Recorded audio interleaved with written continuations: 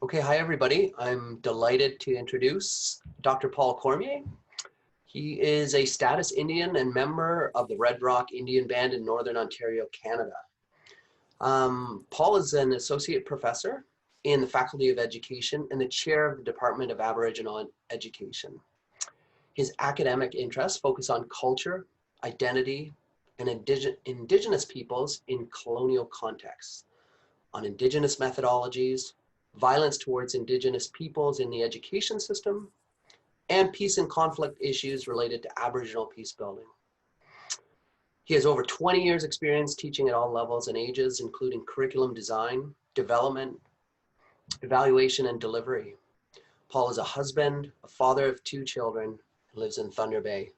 So welcome, Paul. Thanks so much for taking the time today. Yeah, no problem. And actually, I live in Nipigon, which is about an hour east of Thunder Bay. And my community, Red Rock Indian Band, is kind of adjacent to the town of Nipigon, but I live in Nipigon. Okay.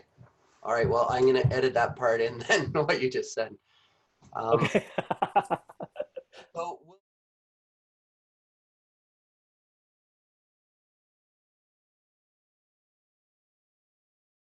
So for me, the way I work, and if anybody takes courses with me, this will be kind of a summary of the kind of things that I talk about.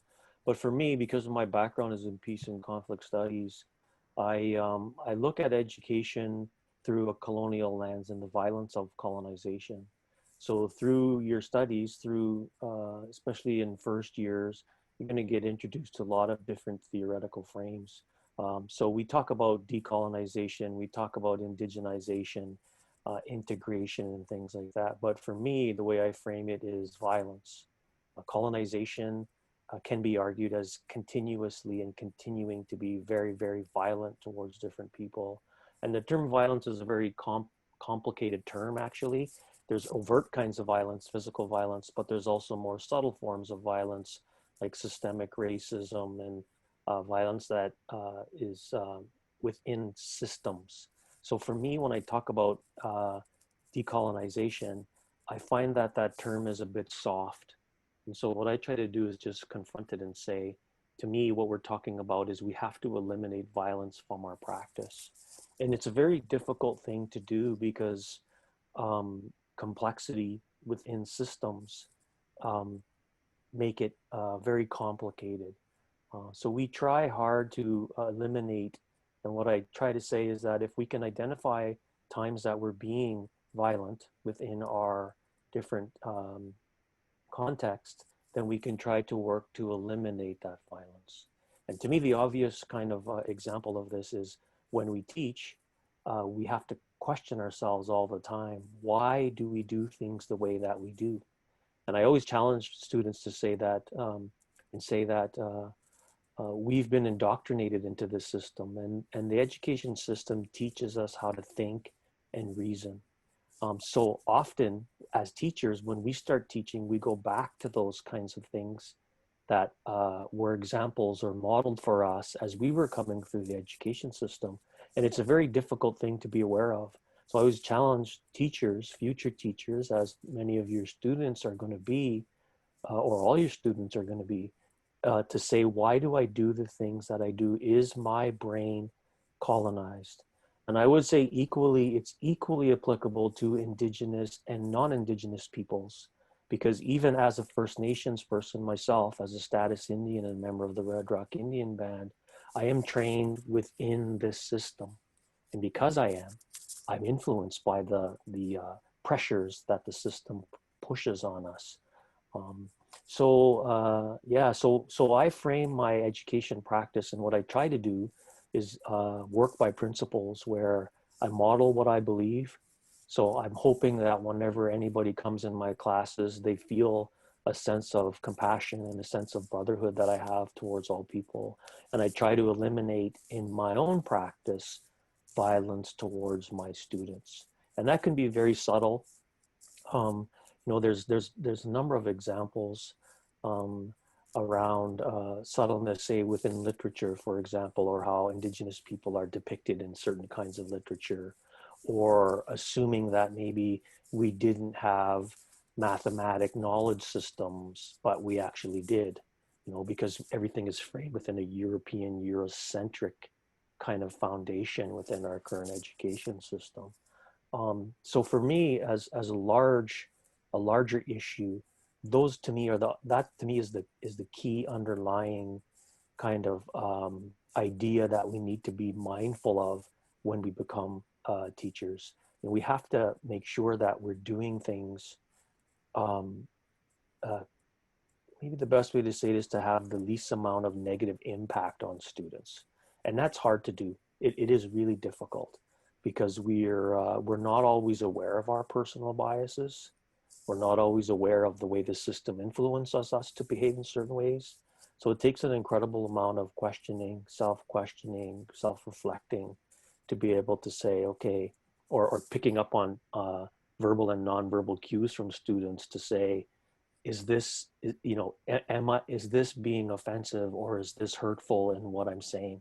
And when you work with children, you can pick those up pretty easily. There's an uncomfortableness to what happens.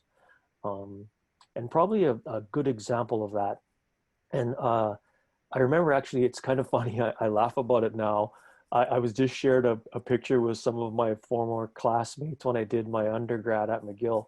And we did a question actually, I mean, sorry, a group project. And I had this picture that I came across and I shared it with those people I'm still friends with on Facebook. But actually it's a group and we did a project, and excuse my language, because this kind of language can be offensive for some people, but I think it illustrates kind of how far we've come. And the project was called Canadian Indians, and it was all about Indigenous people in Canada. So that was in the early 90s. And it just goes to show how far we've come from then to now. Because, you know, and if you think about it as a student, or if you did things, you know, use that kind of language with some students, it can be very offensive for some Indigenous students or some First Nations peoples. So that just goes to speak of how far we come. Or another good example is, this was an example that one of my students brought in one of my courses, is she was sharing how her her niece, I think it was, went to school and she loved going to school. She was in grade 2 or 3 or something like that. And what happened was the teacher, in an effort to make her feel welcome or feel more included, she brought this book on Pocahontas. And of course, you know, Pocahontas as a myth, or it can be offensive in general, but as she was going through this lesson she was doing, she referred to the student, and the student was really, really upset about it. So she went home that night and her mom could see there was something wrong, and she asked her, and what she said was, she told her what happened, and she said, I don't understand it. I didn't look like that person in that book. I didn't, you know. And so from then on, she was very uncomfortable to go to school, which is really sad situation. And you know, in that context, the teacher didn't mean to do that. She didn't mean to upset the little girl, but she did by accident. And now those things happen too, and it's important to say that sometimes we inadvertently do things to students, and we don't mean to. The important thing is that you're aware of it, and if you recognize it, that then you try to address it. You say sorry, you learn from it, and you move on.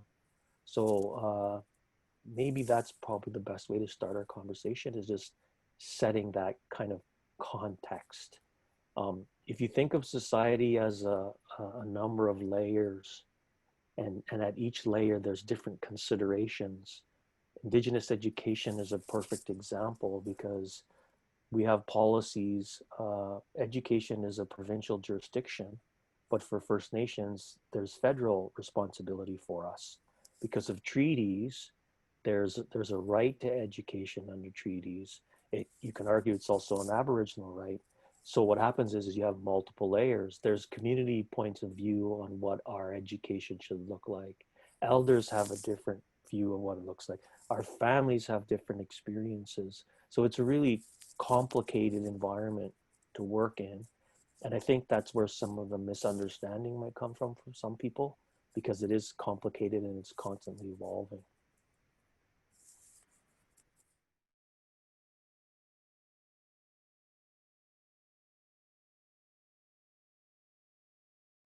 Well, the way I think about those kinds of things is that, Gandhi has this saying like, be the change. And I think there's an effect between the levels and the complexity. You start with yourself and you model the behavior and you do it, the practice in a way that you eliminate it. And by doing that, then it has an impact on the system. So even though we feel powerless in a lot of these situations, the fact is we do have some influence on things, and it starts with us and it rolls out from there. If you think of an indigenous worldview, and it's interesting, I was talking with another student of mine just a couple of days ago about this, but there is an internal part to relationships. We don't often think about it when we're relating to others, but the way we feel inside impacts how we relate to others. And in an indigenous worldview, that is a component of how we would see the world. The internal part, the spiritual part of us is really critical. So how do we nurture that and keep it positive and do things in a good way? And our system, our traditional learning systems are totally integrated. So I always tell people, and I believe this very strongly, that we're a peace culture and we are a learning culture. Everything we do is about learning. Our ceremonies, we use metaphors and everything we do, story sharing, that's all part of an indigenous knowledge and learning and education system, all those components, right?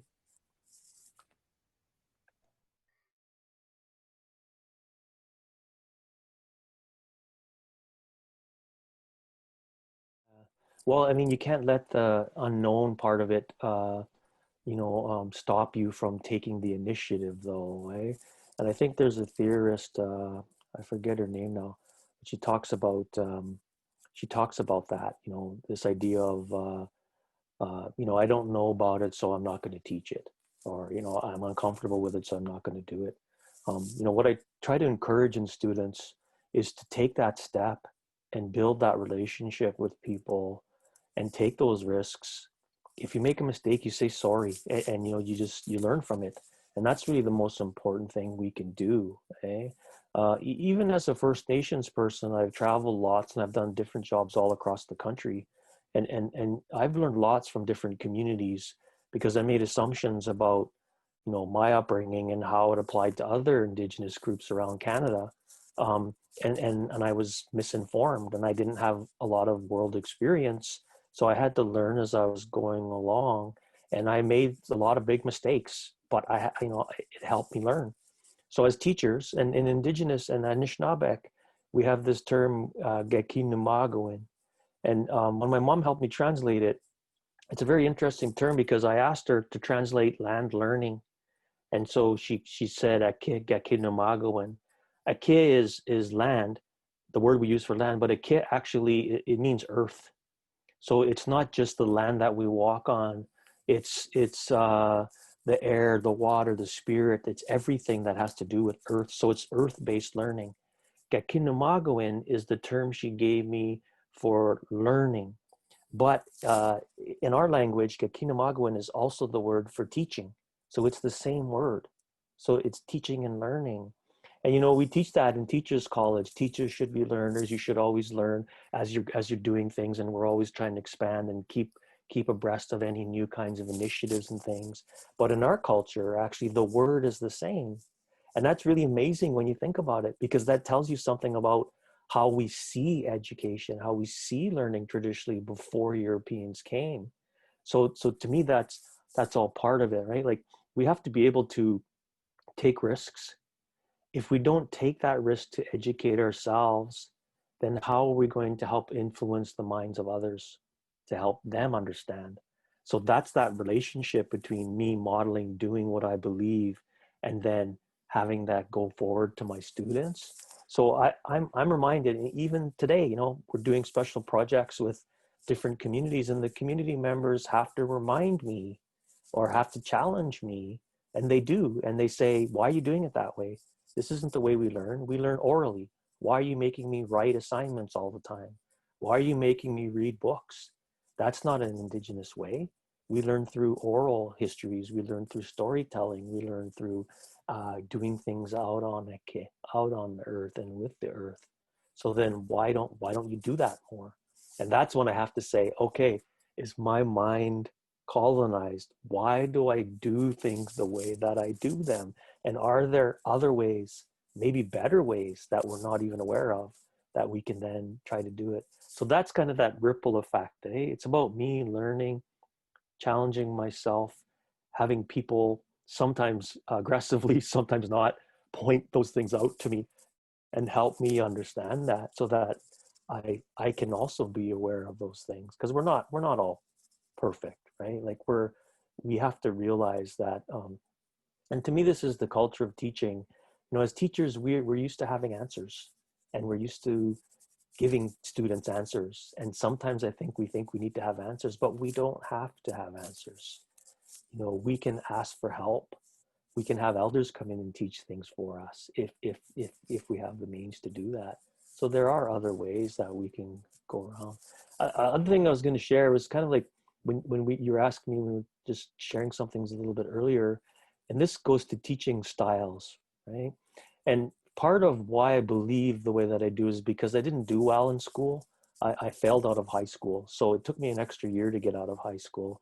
So my high school experience was really, really not very good. You know, the education system, you know, when I think about it now and I've reflected a lot on it, made me feel so stupid. It made me feel like I couldn't succeed. And so for me now, of course, looking back, why did I feel that way? Obviously, I wasn't dumb. I have a PhD. I've managed to get myself to this point where I'm a university professor. But yet when I was younger, I just felt like I couldn't do it. And there were a few, every school, and I would ask people to think about that. Think of your learning and teaching, your experiences with different teachers, the ones that really helped you, the ones that you didn't like. They all come with different styles. And in my school, there were two teachers that I talk about with students. One of them was a fellow named Mr. Stephanitis, who was a very authoritative classroom teacher, and he taught physics.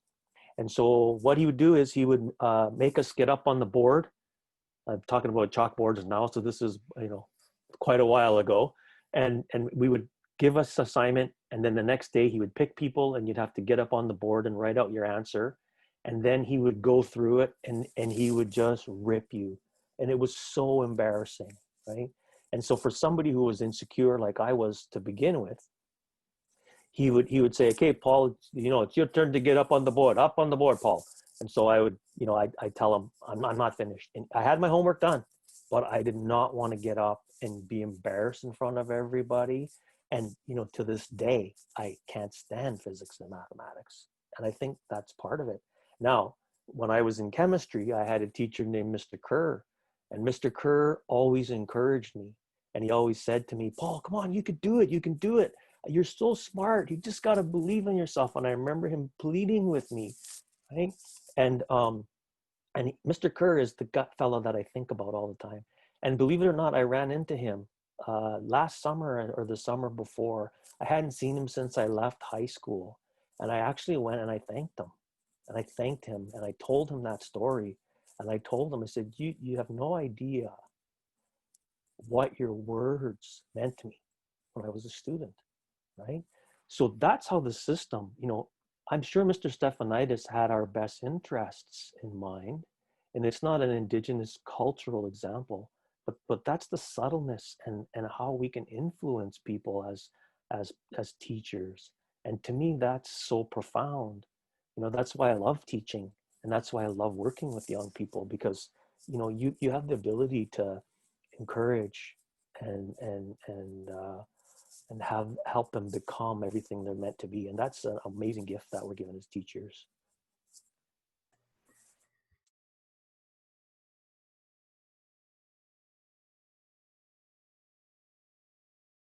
Yeah, and I think it's kind of corny, but I really think it comes down to respect. And in the theory of Indigenous education, we talk about relationships and relationality, and so your students are going to be introduced to those concepts and kind of what they mean. But it's this emphasis on relationships, and to me, that's about respect. And Mr. Kerr respected me, and that had an impact on me, because I think within my experiences when I was 16, 17, 18, I didn't feel that from very many people for different reasons, right? So I think we have to be aware of that.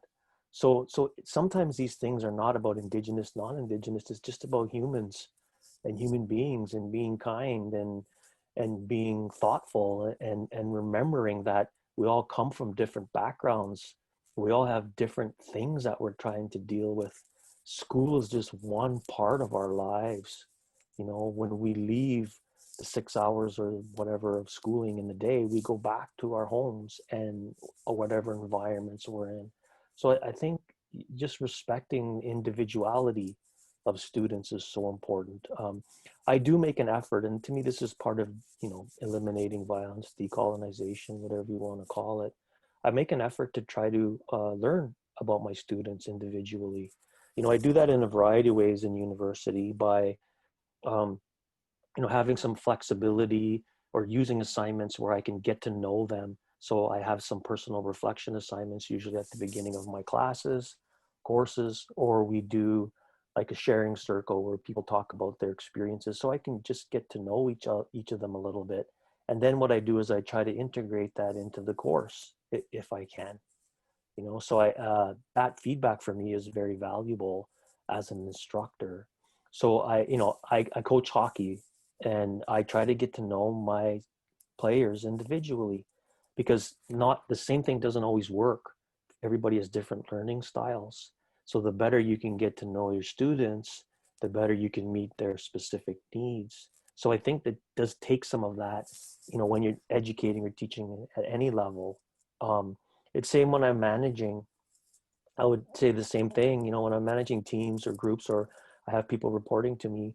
To motivate people, it takes different kinds of things because we all have different personalities. And it's interesting, in my story about Mr. Stephanitis, the physics teacher, I had a friend who just loved him, just loved his class, loved it, you know? And so that's the thing, but I'm a different person.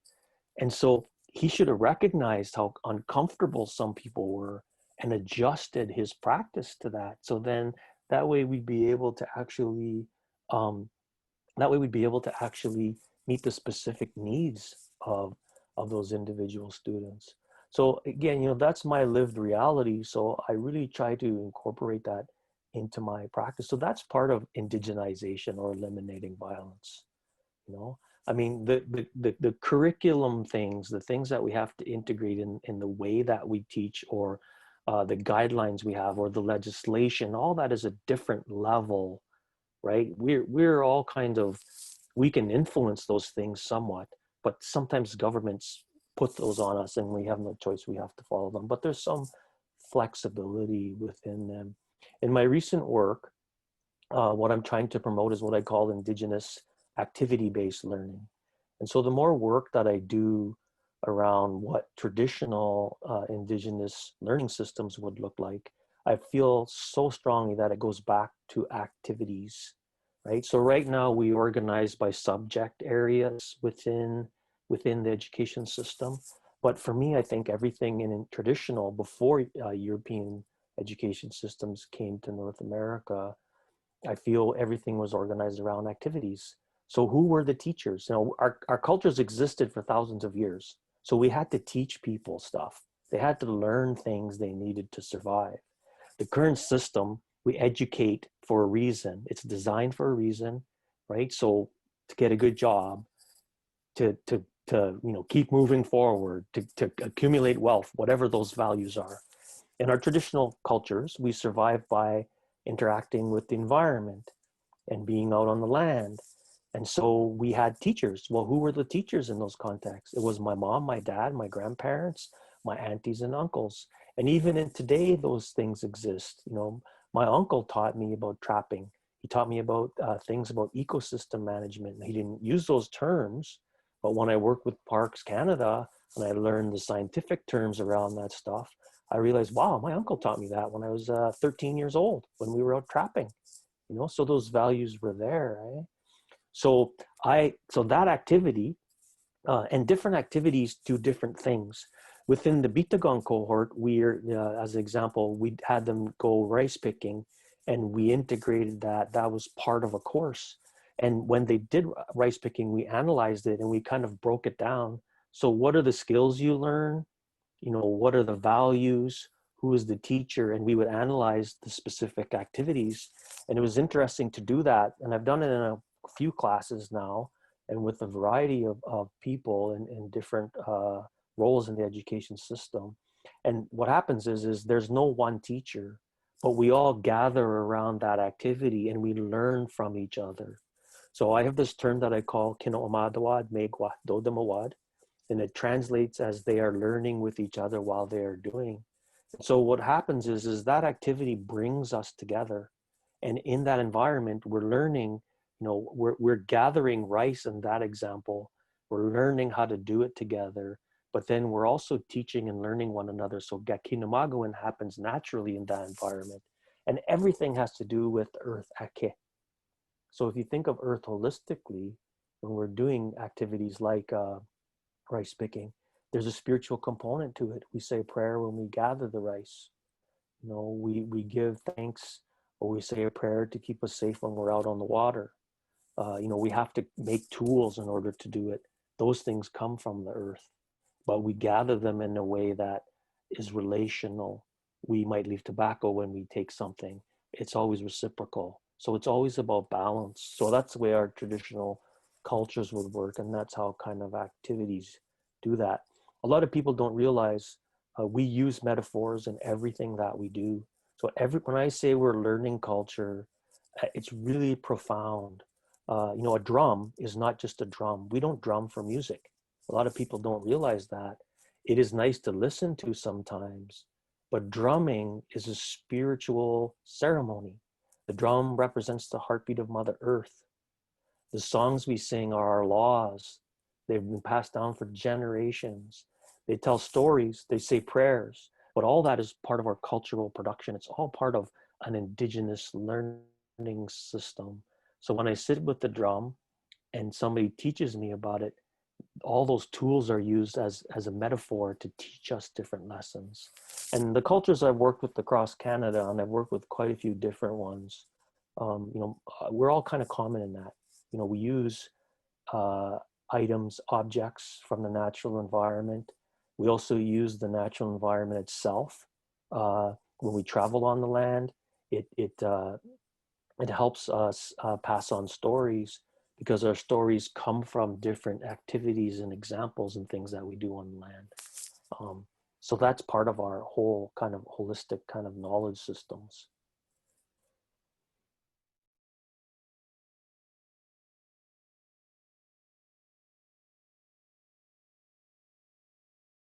Yeah, and for sure. And again, this is about process, right? And I think in the current system, we get consumed with the subject matter, teaching, reading, writing, arithmetic, teaching those things, but we don't think as much about how we teach that. If we think about it as modeling and we think of the how, then that's where the values come from, right? Because that's where you're going to design your learning, where maybe you're going to use groups all the time because you believe in, democratic education or whatever you want to call it. But the way students would learn how to get along, and so you kind of integrate that. As a teacher, you have a lot of say in how you go about teaching. Learning is a process, peace is a process, research is a process. So for Indigenous people, we're very focused on process. The process is really, really what's important. So that's really key. When we're thinking about how we're going to teach certain kinds of subject matter, we need to put a lot of thought into that, because there's different ways you can do it. And I think we lose sight of that. In our traditional cultures, that process is really, really critical. When I was young, and I mentioned my uncle teaching me about, ecosystem management, but I learned about that on the trap line. I started going out with him when I was around 13 years old. And in the first year, I would just go with him, and he would let me drive the snow machine. And sometimes, it's anybody who snow machines, we use it for trapping, but he would let me drive, and he would sit in a little sleigh and a toboggan, and I would pull him up the trap line, because there's not enough room for both of us on the actual snow machine. But what happens is sometimes you lose your balance and you pull the gas by accident, and you end up crashing into a tree, or falling over or something. You're not going fast, so you don't get hurt, but in that context, that happened to me. And then, he would fall over and I would look behind and he would be laughing his head off, right? And those memories are so precious to me. And I bring my son back to that spot and I tell him, this is where my Uncle Dave, this is where this happened. And I had multiple years of experiences on those specific trails with him. But he gradually taught me things, right? And it was that relationship that was so important. He taught me by doing things with me. He also, the way that he did it taught me about how to have a heart for people and how to care. He was my model. My father worked away. He was a bushworker, so he worked away. So I was, a boy, I was by myself a lot, but my uncle took me and he made sure he brought me fishing, he brought me hunting. The activity itself was fun, but what I really find precious now, now in my age is just the memories with him. So that's the process part, right? That's where you create that. I wonder if Indigenous students, one of the reasons why it seems like so many of us don't stay in the education system is because we don't have uncle there. If our teachers were like uncle to me, would I feel more comfortable? And my example earlier would, if Mr. Stephanitis behaved more like my uncle, would that have changed the way I felt about being in physics? So I think that really has something to say about how we relate. And it's hard to do, but I do, especially with little kids, I really treat them like they're my own kids. I do the same when I'm coaching. Uh, I always tell students, the biggest tool we have as a teacher is our heart. And you'd be surprised how true that is. If you show people you care about them and you love them and you really want them to succeed, they will do better, right? And I think if you think of the education system and the way it's designed, the cold classroom, the desks, and it's changing a little bit, but what does that say about the environment and then the tools we have and how we go about teaching? So if you get kids out of the classroom and you get them on the land, you sit around a circle on the ground, what does that do to them and their well-being and how they feel about being within the school system? And I think in Indigenous context, that's really, really important and profound. It's, I worked with a group of master's students and we were talking about this and they made the metaphor of Granny's house. So I had them do this activity where they were actually learning different kinds of activities. So I organized the course around activity-based learning. And they were doing, this one group was doing skirt making. And then one of the students was describing what happened because they would go to this one grandmother's house, this elder's house. And she said, and we'd sit there and we'd start doing the work and she would start explaining to it. And then her grandchild would come in and she would have to stop and go to the grandchild and say, okay, and she would attend to that. And then she had something cooking. And then you had these smells in the environment and all this stuff was going on. And then she said, and it's interesting because in the classroom, we would have thought that's disruptive. It's disruptive. The kids aren't focusing on learning. But at Granny's house, that's the way it is. And actually what she said was, and in our discussion circle, she was saying, it was so amazing. If we could just duplicate Granny's house in our classrooms, how would students feel? Right? So if you get your head out of the current system, the cold classroom, the desks and rows, those kind of stereotypes of what, the education looks like, how would that change us? So that was like, I when she said that, I was like, wow, that is so such an amazing metaphor to think about. So for me, it was my uncle, and creating my relationship and that love and that bond. But at Granny's house, when you have multiple generations, and that's the other thing with activity-based learning, and that is it doesn't matter where you're at. Granny says, okay, you go to the next step and you do it. Your age, all that, it doesn't matter, right? Everybody's there together. Young people, old people, we're all doing it together. And so there's no levels, there's no violence in that, I am smarter than you, I'm ahead of you, I'm better than you. Those kinds of things kind of disappear. Those values kind of disappear in that environment.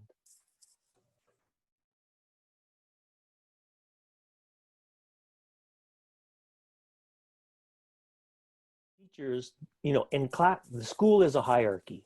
We have students, but then we divide students, you know, smart students, dumb students, gifted students. We do that all the time.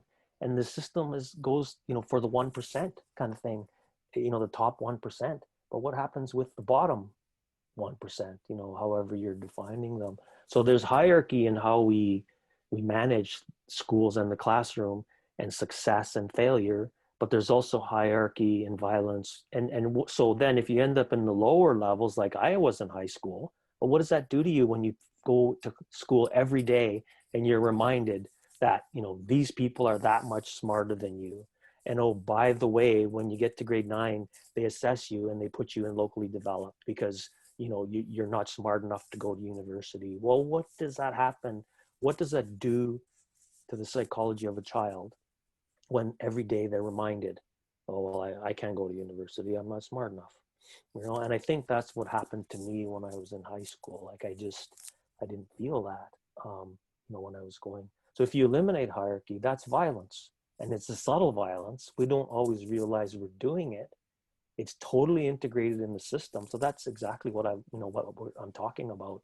It's subtle, it's structural violence. And incidentally, I don't know if your students know this, but what happens with most Indigenous students when they come into the schools, most of them end up in locally developed or college level courses. It's just the way it is. If you're in an on reserve school and you transfer into a provincial high school, you are most of the time, 99% of the time, going to end up in the lower levels. That's systemic. You can say that's an example of systemic racism. And then you get streamed into that. And once you're streamed into that, how hard is it to get out of that stream? How do you get out of it? How do you move yourself, you know, considering the psychological effects of that and everything else you have to kind of deal with. So if you're in a school, a remote community, and you have to transfer just in order to get a shot at education, that's very, very difficult. You've never been away from home. You know, usually you're in your early teens. It's not like you're 20 when you have to do that. You know, you're 13, 14, 15. That's very, very traumatic.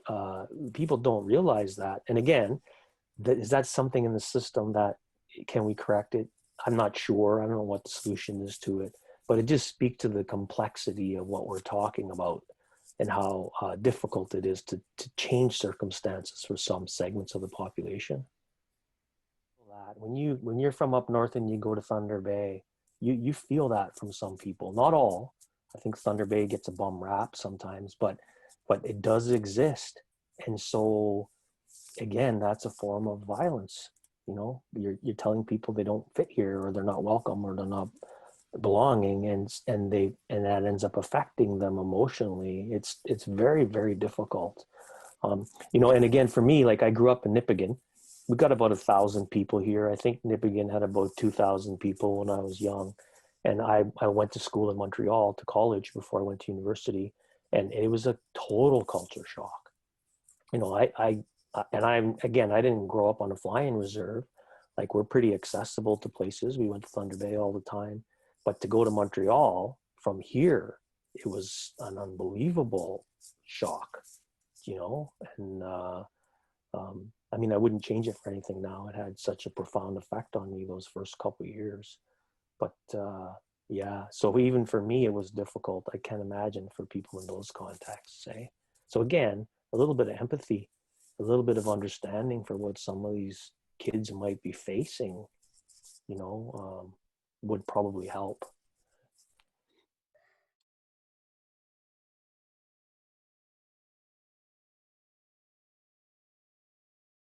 Yeah, well, I think if you're uncomfortable or if you're nervous about it, the best thing to do is try to develop a relationship with the local community somehow. You know, most of our schools and school boards will have Indigenous leads. So there's resources there now, you know, that didn't exist before. And I'm also a school board trustee for Superior Greenstone District School Board and Indigenous trustee. So I know that all the school boards have a very, very great focus on Indigenous education right now. Like it is everywhere, and there's some amazing things going on. So think of it in terms of relationships and forging relationships.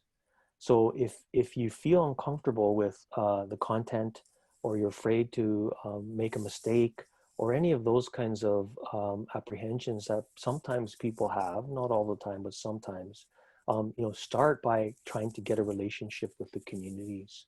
And that's what I teach in Aboriginal education when I teach my classes, is to try to encourage students to actually, find out who these partners in education would be, and then go to them. The other thing people don't realize is you could have big differences between communities that are even very close to one another. And so it is important that wherever the school is situated, that you work with those groups, because there's slight differences between linguistically, um, you know, uh, with the different kinds of cultures that we have. So it's important that you work with those local people. So even if you're, like for me as a First Nations, when I used to do my jobs, I would make relationships with those local people right away. If I was teaching now, and even at Lakehead, I do that, I work with the people from the area. So I think that's a really, really good start. If you can befriend people, if you make that effort to actually bring, and remember, historically, our communities, I think it's fair to say, we have not felt welcome within the education system. And obviously, the residential school system is the perfect example. School is a colonial tool, and we forget that. The school system is designed for specific reasons, and those values still are within that system. So for a lot of our people, we have a negative experience with the schooling system, and those stories are passed down between granny and grandpa, and us as kids, and our parents as well. So we hear about them, and so there is this negative view, I think, that is within how some of our communities view schooling. So the more you can do to break that down, the better it is. If you think of schooling, this idea of activity-based learning, and bringing those people into the school, you can help facilitate relationships too between the school and the local Aboriginal communities. And that's the best way to think of it, as a relationship, a partnership between the schools and the local communities, and the teachers from the traditional teachers from those schools. So that's what I would suggest as a start. um, it will help you in your teaching anyways, because you'll get good relationships and a good reputation with the school for making those efforts. And then that's where you're really going to do your real learning. I always tell my students, like, and this was my experience in teachers college too, I mean, we try to give you a toolbox of different kinds of things. But for those of us that teach, we know we get a lot of ideas from the university, but you don't really learn how to teach until you're actually in your classroom and you're teaching.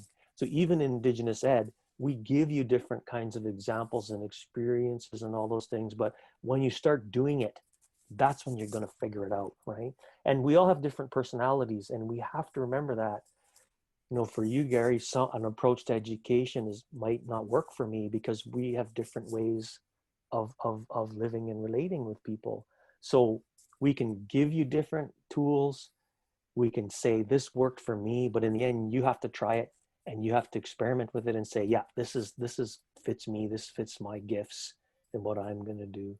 So we try to help you discover your gifts. As teachers, we should help our students discover their gifts. And what is the best way to do that? It's probably the best way to leave the conversation.